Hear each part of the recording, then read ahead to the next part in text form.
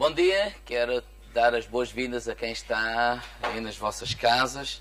São muito bem-vindos, para nós é sempre, de facto, uma honra poder contar convosco aí do vosso lado e estender também um convite, sempre que passarem ou se viverem nesta bonita cidade da Figueira, que possam passar aqui na Rua das Mercês e domingos, 10 da manhã, sextas-feiras, 21 horas, são sempre muito bem-vindos. Certo? Os irmãos concordam comigo ou não? É maravilhoso nós podemos cultuar a Deus. Lembrar os irmãos, e lá para casa também, quem estiver por aqui, que dia 3 de abril é Sexta-feira Santa, é feriado e é a primeira sexta do mês. Então, nós vamos fazer um culto especial, no sentido de um culto dedicado à Páscoa, que tem a ver com a morte e com a ressurreição de Jesus, tem a ver com o sacrifício que Jesus Cristo fez por nós na cruz do Calvário. Eu quero convidar os irmãos que não costumam vir à sexta-feira se juntarem a nós para fazermos um culto de louvor e adoração a Deus, um tempo de exaltação a Deus, um tempo que nós vamos buscar a Deus, adorar a Deus, e gostaria que divulgassem, está bem? 3 de abril, 21 horas, certo? E como é a primeira sexta do mês, podíamos fazer também uma Santa Ceia. Certo? Santa Ceia não tem que ser só com vinho e com o pão, mas os irmãos podem trazer assim uns salgados, uns bolos, uns refrigerantes. Se alguém gostar de um pouquinho de vinho também pode. E juntarmos tudo também, e depois desse tempo de louvor e de adoração a Deus, temos um tempo de comunhão, está bem? O mais importante, claro, é mesmo a comunhão, é o estarmos juntos, é o conhecermos, é o partilharmos, é conhecermos pelo nome, não é? Uma das coisas que eu me esforço, demora algum tempo, mas é conhecer cada um de vocês pelo nome, está bem? Não é só o irmão, é o Manuel, é a Antónia, é o Gisberto. Então, eu estou-me a esforçar. Já conheço, já sei alguns nomes. Glória a Deus. Vamos abrir a palavra de Deus. Desculpem. E dia 11 de abril. Senhora, quem é que aqui é? Senhora, levante lá o braço. Para vocês. 11 de abril, sábado, 16 horas. 4 horas. 16 horas. Reunião especial, específica. Na verdade, não é uma reunião. O título é Ser Mulher. É um evento para senhoras que se vai falar de muitas coisas e então, maridos, limpem a casa nesse sábado de manhã, aqueles que não costumam fazer, deixem a esposa ir à cabeleireira e à manicure para que elas possam vir e estar juntas todas. Pastor, mas eu tenho que ir ao cabeleireiro para vir. Claro que não. Mas pode ir também. É um dia especial para vocês, está bem? Minha esposa está a preparar com algumas irmãs e acho que é um dia mesmo que vocês deviam de vir até para combinar coisas futuras. Marcos capítulo 14, vou convidar os irmãos a abrir a palavra de Deus.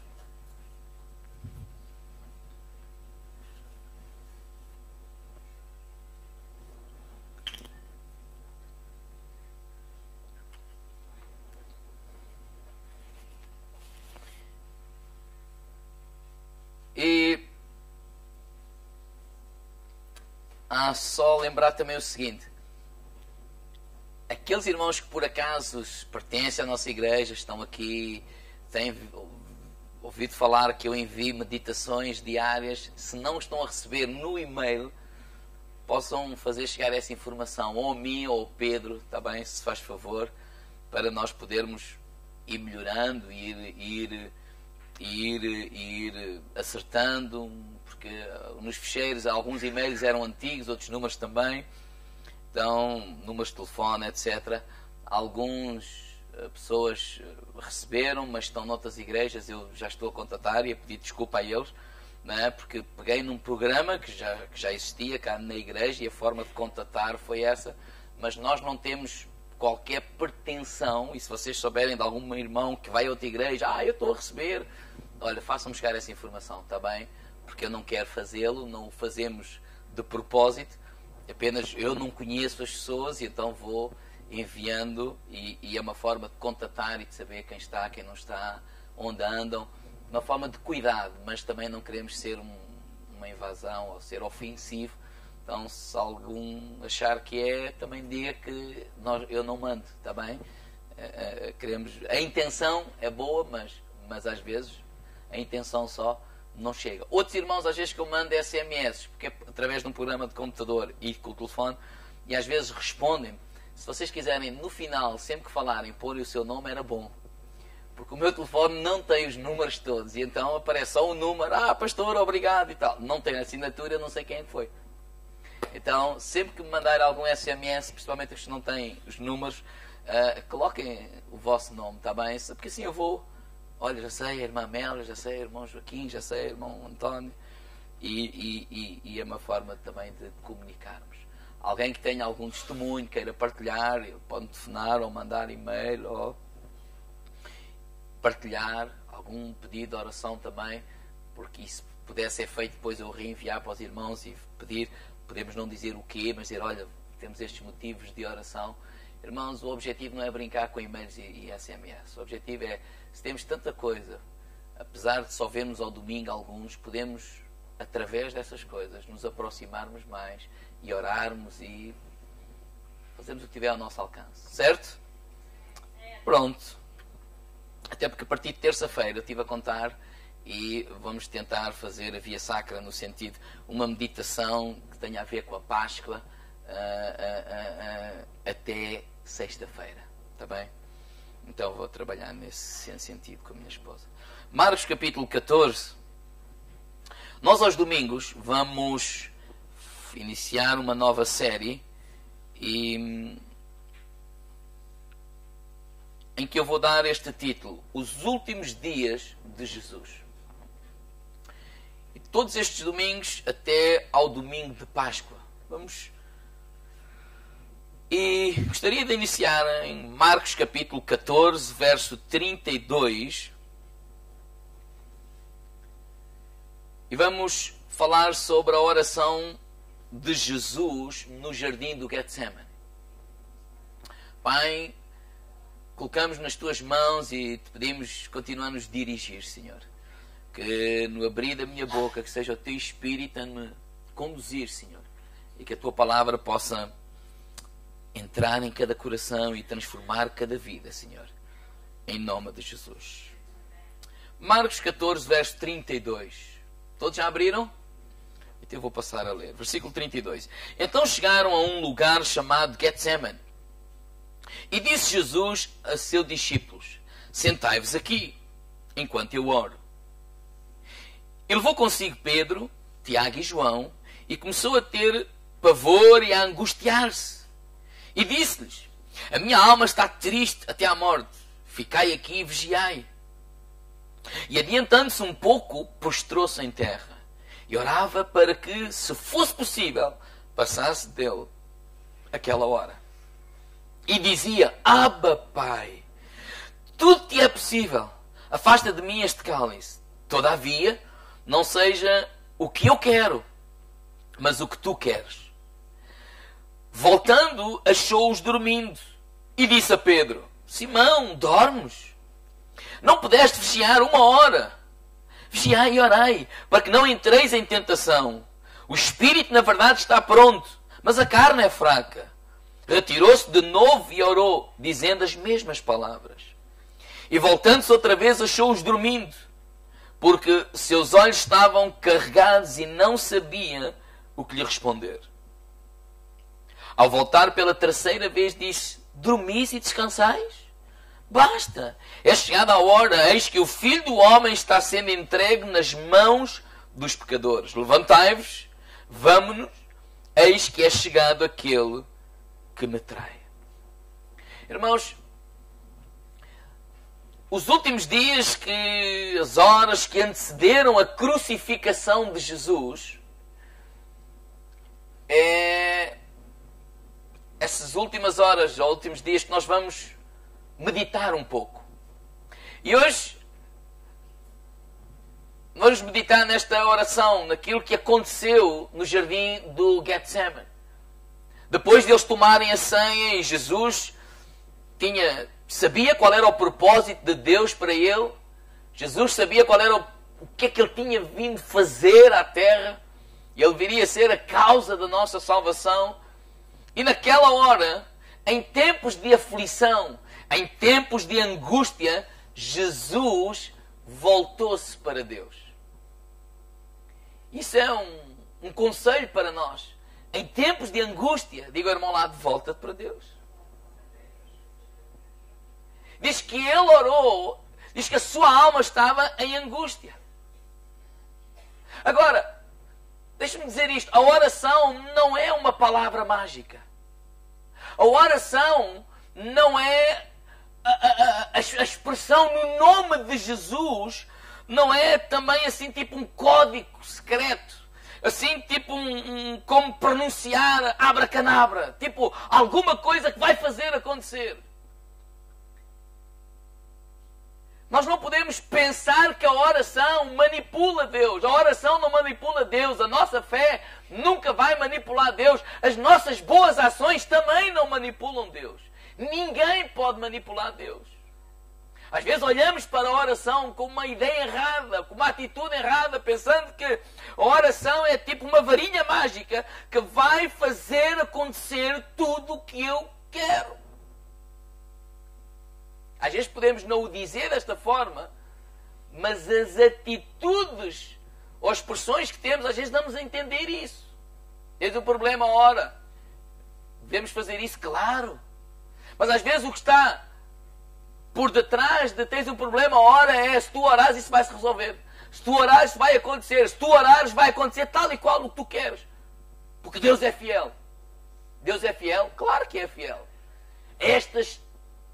O que está por detrás desta afirmação, ou o que está por detrás de algumas destas afirmações, não de todas, é que não é verdade. Porque a oração é aproximar-nos de Deus. A oração é render-nos a Deus. A oração é muito mais do que dizemos. A oração é um lugar onde vamos. É muito mais do que palavras. Quando nós vemos aqui que Jesus voltou-se para Deus, é muito mais do que as palavras. É um lugar onde eu vou. É um lugar onde eu estou. E nós queremos estar onde? Na presença de Deus. Por isso a oração não é um invento. Não é alguma coisa que eu faço apenas quando estou aflito. A oração é um estilo de vida. Muito mais do que um invento. E tantas vezes nós também estamos em aflição, em angústia. E buscamos conforto ou consolo em todo lugar.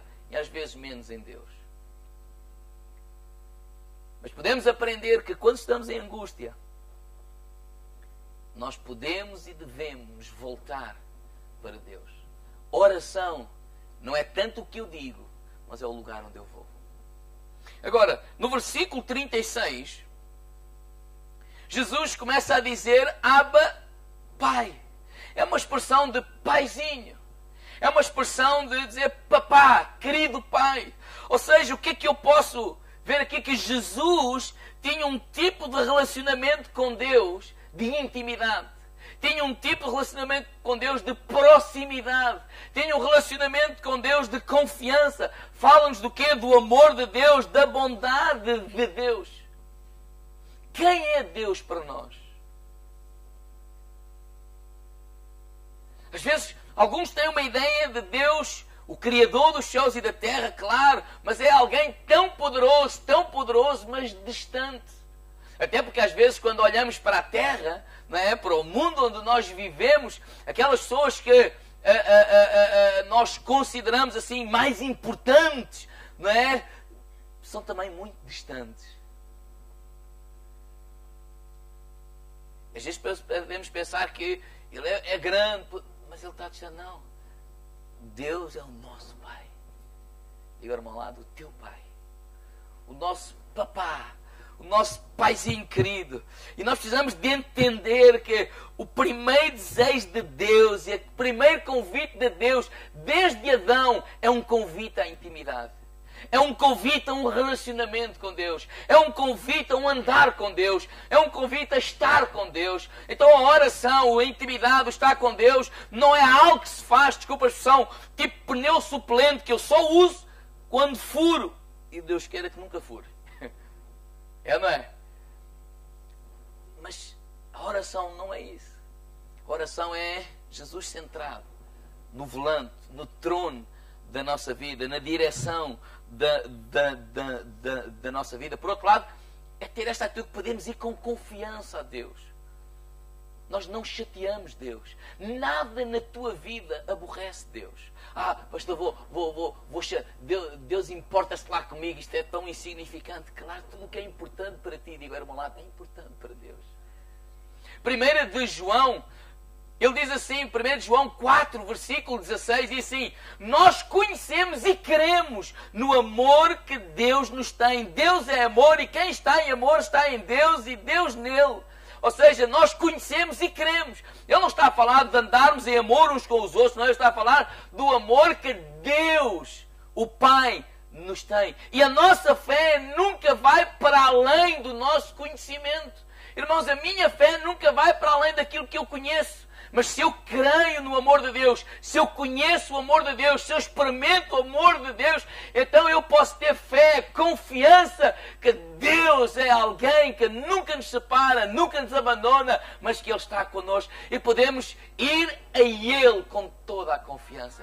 Diz lá, na verdade, em Hebreus 4, versículo 16, escreveu: aproximemo-nos do trono da graça com confiança. E podemos ir com essa confiança, com essa certeza de fé, com esse sabendo que Deus nos ama. E no versículo 18 ele diz assim: no amor não há temor, no amor não há medo.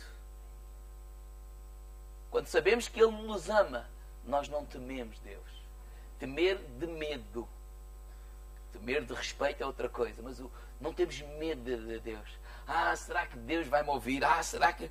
E esta oração de Jesus denota a intimidade que Ele tem com o seu Pai. E nós devemos também desenvolver esse relacionamento com o nosso Pai. Não é o meu Deus, é o meu Pai, é o meu papá. Não é alguém que eu tenho que pôr aí na agenda para ver se consigo um tempinho. Não, é alguém que está sempre disponível para mim e para ti. Amém? Diga, irmão lá, Deus ama-te. É alguém que é o nosso amigo, é alguém que é o nosso protetor, é alguém que é o nosso provedor, é alguém que deseja ter um relacionamento connosco. No versículo 36 ele diz assim: Abba, Pai. E a próxima palavras à frente diz: tudo te é possível. Tudo te é possível. Ou seja, nesta oração Jesus conjuga a bondade de Deus com o poder de Deus. Para Deus nada é impossível. Eu não sei o que é que tu estás a viver. Eu não sei o que é que está a acontecer na tua vida. Mas uma coisa eu sei, que para Deus nada é impossível. Deus pode transformar. Pastor, Deus pode? Claro que pode. Ele é o Rei dos Reis, Ele é o Senhor dos Senhores. Ele estava com Sadraque, Mesaque e Abednego lá naquela fornalha e os liberou, não da fornalha, mas de morrerem na fornalha. Ele estava lá com Paulo e Silas, não os livrou da prisão, mas a prisão não os manteve lá eternamente. A prisão foi aberta e as cadeias quebraram e eles saíram. Porque Deus estava com eles. Aquilo que hoje parece impossível aos olhos humanos, quando Sara era estéril, desejava um filho, a esterilidade não foi a eternidade. Porquê? Porque Deus curou aquela esterilidade e ela teve um filho. Então podemos não só ter saber que Ele é o nosso papá, confiar no amor de Deus, mas também estar na expectativa que nada é impossível para Ele.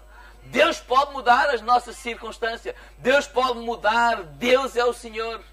Agora nós, na oração, isto é um passo a passo. Nós não devemos ficar aqui, porque algumas pessoas ficam aqui na oração. Olha, tudo é possível, isto vai acontecer como eu quero, etc. Não, ele continua. E no versículo 36, ele continua dizendo o quê? Dizendo assim, afasta de mim este cálice. Ou seja, Jesus abre o seu coração para Deus. Jesus fala da sua angústia para Deus. Jesus não tem problema nenhum de dizer, Senhor, este é o meu desejo, esta é a minha vontade. Não tem problema nenhum nós temos sonhos. Não tem problema nenhum nós temos desejos. Não tem problema nenhum nós temos vontades. Não tem problema nenhum nós fazermos pedidos a Deus. Não tem problema nenhum nós expressarmos aquilo que vai na nossa alma e clamarmos a Deus e pedirmos a Deus. Não há problema algum com essa atitude. Agora, Jesus não fica por aqui. O que é que ele diz a seguir? Todavia, não seja o que eu quero, mas o que tu queres. Eu não sei, mas eu cresci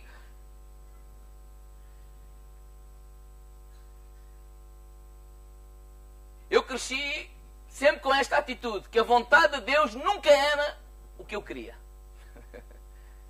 E às vezes, pronto, está bem, não só o que eu quero, ou seja, pronto, está bem, eu gostava de ir para o norte, mas pronto, tenho que ir para o sul. Eu gostava da morena, mas tenho que ir para a loura. Não, claro que não. Mas o que é que nós aprendemos aqui? O que é que nós podemos aprender com este todavia? Será que nós conseguimos imaginar isto? Vocês imaginem aquela conversa que Jesus teve em Gênesis. Que Jesus, quer dizer, que deu a Santíssima Trindade. A conversa que tiveram entre os três em Gênesis. Quando Deus disse assim, eu vou criar. E o filho disse assim, então o que é que vamos criar? E Deus o Pai disse, vamos criar um ser à nossa imagem, conforme à nossa semelhança. E o Espírito Santo interrompe e disse, bem, mas se vamos criar um ser à nossa imagem, conforme à nossa semelhança, então esse ser será livre como nós, certo? Sim, diz o Pai, sim, será livre. E talvez o Espírito Santo, mas ele se for livre, pode-se dar o caso de nos voltar as costas. Sim, pode. Pode-se dar o caso de ele nos abandonar. Sim, pode. Pode dar o caso de ele não querer nada connosco. Sim, é verdade. E talvez Jesus dissesse, então, mas e se ele nos abandonar, o que é que vamos fazer? Porque se esse ser nos abandonar, ele contra nós, se ele deixa de existir, é como se não há vida sem nós. E é nessa perspectiva que Jesus diz, mas se ele nos abandonar, eu vou lá buscá-lo. Eu vou lá onde ele estiver e vou trazê-lo de volta. Eu sacrifico-me por ele. Ou seja, nesta perspectiva, mesmo antes da criação do mundo, a cruz de Cristo já estava estabelecida como condição. Ou seja, para que o mundo pudesse ser criado, e não apenas o mundo, mas para que a raça humana pudesse ser criada, essa cruz foi estabelecida. E aqui no jardim do Getsemane, Jesus, em agonia, ele expressa o seu coração, expressa a sua alma, expressa até a sua vontade. É sair daqui, é não fazer isto. Mas ele diz, é verdade, Senhor, chegou a hora, não é, Pai? Pois chegou a hora. Eu tenho que fazer isto, não é? Pois. Então Jesus, que sofreu tudo como homem, então ele volta-se e diz, olha, não se faça a minha vontade, mas a vontade daquele que me enviou. E nós pensamos que no jardim do Éden, Adão usou a sua vontade, não é? E agiu em nome de toda a humanidade. E o que é que ele fez? Ele disse, não para a vontade de Deus, mas sim para a sua vontade. E agora temos Jesus a agir em nome de toda a humanidade, e dizendo não para a sua vontade, e dizendo sim para a vontade de Deus. Porque, na verdade, Jesus, enquanto viveu aqui na terra, enquanto estava a pregar o Evangelho, ele sempre expressou que a vontade dele era fazer a vontade do Pai. Por exemplo, João 4,34, ele diz: a minha comida é fazer a vontade daquele que me enviou e realizar a sua obra. Em João 5, versículo 30, ele diz: eu não posso de mim mesmo fazer nada. Como eu ouço, assim julgo, e o meu juízo é justo, pois não busco a minha vontade, mas a vontade daquele do Pai que me enviou. E em João 6,38 diz: eu desci do céu, não para fazer a minha vontade, mas a vontade daquele que me enviou. Ou seja, esse era o desejo de Jesus. Foi isso que ele falou, pregou, declarou durante algum tempo. Mas agora no jardim do Getsemane ele está confrontado com essa decisão. Ou a minha vontade, ou a vontade de Deus. Diga, irmão, lá, ou a tua vontade, ou a vontade de Deus. Agora, para que Jesus fizesse a vontade de Deus, ele teve que renunciar à sua própria vontade. Ele teve que renunciar aos seus sentimentos, às suas emoções. Ele teve que obedecer a Deus, ele teve que confiar em Deus, ele teve que se entregar a Deus. E sabem uma coisa? A oração é o lugar onde fazemos isso. A oração é o lugar onde nós renunciamos à nossa vontade. De livre vontade. É o lugar onde nós dizemos assim: Deus, aqui está os meus desejos, aqui está as minhas vontades, aqui está o meu sonho, aqui está o meu pedido. E eu creio que tu podes fazer isso, porque tu és um Deus grande, porque tu és um Deus poderoso. Mas eu reconheço que tu sabes o que é melhor para mim do que eu mesmo. E eu uso a minha vontade para dizer: Deus, que a tua vontade seja feita na minha vida. Deus, eu confio na tua vontade. Eu confio no teu caráter. Eu confio no teu amor. A oração não é o lugar onde eu estou a regatear com Deus, a dizer: porque é que isto não acontece?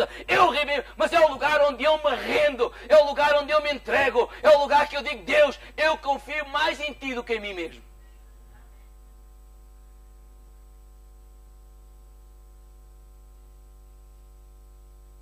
Mas quantos de nós às vezes fazemos o papel de Jacó em Gênesis 32? Eu não sei se já leram essa história. Quando Jacó luta com Deus. E o que é que essa luta significa? Fazer a minha vontade. À minha maneira. Como eu acho, como eu quero. Porque eu quero assim, eu acho que é assim, em nome de Jesus. E lutamos. E a minha pergunta é: será que vale a pena lutar com Deus? Pergunta lá ao irmão ao lado. Irmãos, a oração não é um lugar de luta, a oração é um lugar de rendição. E agora pense nisto. O pai concede a liberdade ao filho. E o filho usa essa liberdade, devolvendo-a ao pai e obedecendo ao pai. E a conversão é isso, irmãos. Convertermos-nos a Cristo é isso. É devolver a Deus o maior bem que Ele nos concedeu, que é a nossa liberdade. Deus criou-nos com livre arbítrio, poder de decidir. E converter-me é eu devolver a Deus aquilo que Ele me deu, mas de livre vontade. Dizer assim: Deus, eu uso a minha vontade para dizer não, mas para dizer sim à tua vontade. Eu uso a minha vontade, o meu poder de decisão, e poderia dizer não a ti e sim à minha vontade e sim às minhas emoções. E eu uso a minha vontade para dizer não a mim mesmo e dizer sim à tua vontade. Porquê? Porque eu converti-me a Deus. Entreguei a minha vida a Cristo. Irmãos, quando a Bíblia diz, acho que era o Paulo que diz para nós nos convertermos aos ídolos, entre muitos ídolos, o maior ídolo que nós temos somos nós mesmos. O maior ídolo que nós temos é a nossa vontade, à nossa maneira. Faz lembrar aquela música: à minha maneira. Mas nós, seres humanos, queremos tudo à nossa maneira. Eu não sei se está aqui alguém que concorda comigo ou não. Não é? Como eu acho, como eu quero, e essa é a nossa luta. E conversão é dizer assim: não à minha vontade. Não à minha vontade, é dizer sim à vontade de Deus. E sabes uma coisa? Nós somos confrontados com esses momentos na nossa vida. E quando esses momentos vêm, não há amigos, não há pastor, não há oração dos outros. É só tu e Deus. É ou a tua vontade ou a vontade de Deus. Nós podemos estar aqui e cantarmos faz em mim a tua vontade, e adorarmos e ouvirmos mensagens, mas na prática vai acontecer momentos de decisão em que és só tu e Deus. Ou a minha vontade, ou a vontade de Deus. E nesses momentos, o que é que eu faço? Nós podemos fazer várias coisas, podemos fugir. E achar, não, isto é o diabo, são pessoas, são isto ou aquilo. Eu vou e faço a minha vontade. Ou então podemos não fazer nada. E sabe o que é que significa não fazer nada? Não fazer nada significa continuar tudo na mesma, ignorar. Ou podemos escolher o caminho mais difícil. Foi o caminho que Jesus escolheu, sim, Senhor. Que é o caminho da obediência. Que é o caminho da entrega. Que é o caminho de morrermos para nós próprios. E dizer, Deus, eu devolvo essa liberdade que tu me deste para te obedecer. Isso acontece, diga ao meu lado, num lugar. Diga a ele, num lugar. Diga, num lugar chamado oração. Isso acontece num lugar chamado oração. É que naquele lugar eu rendo-me. Porque eu me converti. A liberdade que tu me deste, eu devolvo. Dizendo sim, Senhor. Eu digo não à minha vontade, eu digo não aos meus sentimentos, eu digo não às minhas emoções. O grupo louvor pode vir até aqui. E quando Jesus sai do jardim do Getsemane e nós continuamos a ler, nós podemos ver que Jesus, a sua alma estava angustiada. Diz que o seu suor eram gotas de sangue. Diz que aquilo que ele estava a viver emocionalmente, nós poderíamos dizer assim, a sua carne estava fraca. Podíamos dizer assim, as suas emoções estavam fragilizadas. Certo? E agora, quando ele sai no jardim do Getsemane, emocionalmente fragilizado no sentido angustiado, que ele não queria passar por aquilo. É um homem. Suportou as coisas como homem, não como Deus. Sentiu na pele todas as coisas. E quando ele agora, ao sair com os discípulos do jardim do Getsemane, e é confrontado com os guardas, com Judas, com toda aquela gente para o prender, e perguntam quem é Jesus, e ele dá um passo em frente e diz, sou eu. O que aconteceu? Que aquela gente caiu toda por terra. Eu não estou a dizer que nós desejamos isso. A sua carne podia estar fraca. E agora nós entendemos quando o apóstolo Paulo diz, quando eu estou fraco, eu sou forte. Eu não estava a falar de hipocrisia e dizer, eu sou forte em nome de Jesus e tal. Não. Porque eu estava a dizer, não, há uma submissão. Não, há uma entrega. Não, há um dizer, Deus, não se faça a minha vontade. A minha carne pode estar a chorar, a minha carne pode estar abalada, a minha carne pode estar a pensar que é o fim, a minha carne pode estar a pensar que agora é que tudo terminou. Mas agora foi nesse lugar em que, chamado oração, que é muito mais do que eu falo, é uma entrega total, é um lugar onde eu estou, é na presença de Deus. E agora quando eu não vou mais sozinho, a presença de Deus vai comigo. Por isso é que aconteceu aquilo. Jesus, ninguém tinha poder para prender Jesus. Jesus mesmo se entregou. O poder de Deus estava sobre ele. Às vezes nós queremos o poder de Deus sobre nós, mas não queremos nos render. Queremos o poder de Deus sobre nós, mas não queremos nos render a Deus. Não queremos matar, entre aspas, essa carne. Matar, entre aspas, essa vontade própria. Na verdade, a vontade própria não é matar, é entregá-la a Deus. Deus diz, não, eu não faço a minha vontade, mas a tua vontade. Nós queremos ser usados. Queremos que Deus transforme. Queremos que Deus faça. Deus, derrama da tua unção, derrama do teu poder, derrama de tudo o que é. Mas não queremos é ir a este lugar, digo ao meu lado, chamado oração. E nos rendermos a Ele. Devolver aquilo que nos foi dado em Gênesis. É a minha liberdade. Dizer, Deus, eu uso essa liberdade para dizer sim a Ti.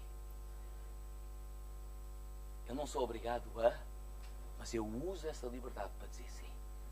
Porque eu confio em ti. Eu confio no teu caráter. Eu conheço-te. Eu sei que tu sabes o que é melhor para mim do que eu mesmo. E eu sei que, e acredito, embora às vezes a carne não queira, que o caminho que tu escolheres para mim é melhor que qualquer caminho que eu possa escolher. Porque contigo a viagem é muito melhor. Ou seja, eu não estou preocupado com o destino. Eu estou preocupado é com a companhia nesta viagem. E a minha companhia é Cristo. A minha companhia é Cristo. A minha companhia é Cristo. A minha companhia é Cristo. E às vezes nós pensamos que a oração é aquele lugar onde vamos obrigar Deus a fazer o que eu quero. Mas é aquele lugar onde eu me vou render. Dizer, Deus, a tua vontade. 2 tipos de seres humanos. 2 tipos de seres humanos. Um tipo, à imagem de Adão, que diz não para Deus e sim para si mesmo. Outro, à imagem de Jesus, que diz não para si mesmo e diz sim para Deus. E eu oro que nós sejamos um ser humano à imagem de Jesus Cristo. Que cada um de nós possamos ser um ser humano à imagem de Jesus Cristo. Que possamos ir a esse lugar. A oração é muito, às vezes a gente diz, a oração é falar com Deus. Também. Mas a oração é muito mais do que falar. É ir a esse lugar e nos rendermos a Ele.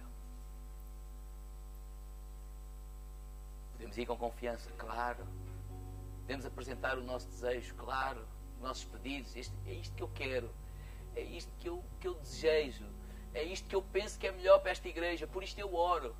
Mas Deus, se eu por acaso estou errado, não se faça a minha vontade, mas a tua vontade. Mas a tua vontade. E nesse lugar eu me rendo a Ele. Porque eu confio nele. Diga ao irmão ao lado, quem conhece, confia. Diga, quem conhece, confia. Então eu quero desafiar a baixares a tua cabeça, fechar os teus olhos. Lá em casa faz isso. E fala com Deus. Quais são as áreas na tua vida, aqui na igreja e lá em casa, que estás a ser confrontado ou a minha vontade ou a vontade de Deus? Quais são as áreas? Quais são as áreas na tua vida que tu estás a ser confrontado e até dizes, não, mas eu sei que isto é o melhor. Eu vejo que isto é o melhor.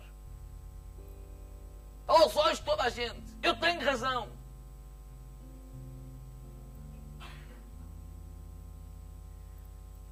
Mas será que somos capazes de ir a esse lugar e dizer, Deus, isto é o que eu penso, isto é o que eu acho, isto é o que eu creio que é melhor, e eu abro o meu coração para ti. Contudo, não se faça o que eu quero, mas aquilo que tu queres. Deus, trabalha na minha vida. Trabalha na minha vida. Por isso estávamos a cantar o teu poder, ao teu amor, não é? Trabalha em mim. E estávamos a dizer, transforma-me, Senhor. Transforma-me, Senhor. Transforma-me. Fala com Deus agora mesmo. Eu quero orar por aquelas pessoas que estão lá em casa. Deus, toca nas suas vidas, Senhor. Que seja o teu Espírito Santo que possa falar a cada coração. E assim como o teu Espírito ministrou, sustentou a vida de Jesus, toca nessas vidas, Senhor. Deus, que nós paremos de lutar contigo e possamos reconhecer Deus nos nossos caminhos. Como diz lá em Provérbios capítulo 3, versículos 5 e 6. Confia no Senhor de todo o teu coração e não te estribes no teu próprio entendimento. em casa. Que Deus te abençoe e até à próxima sexta.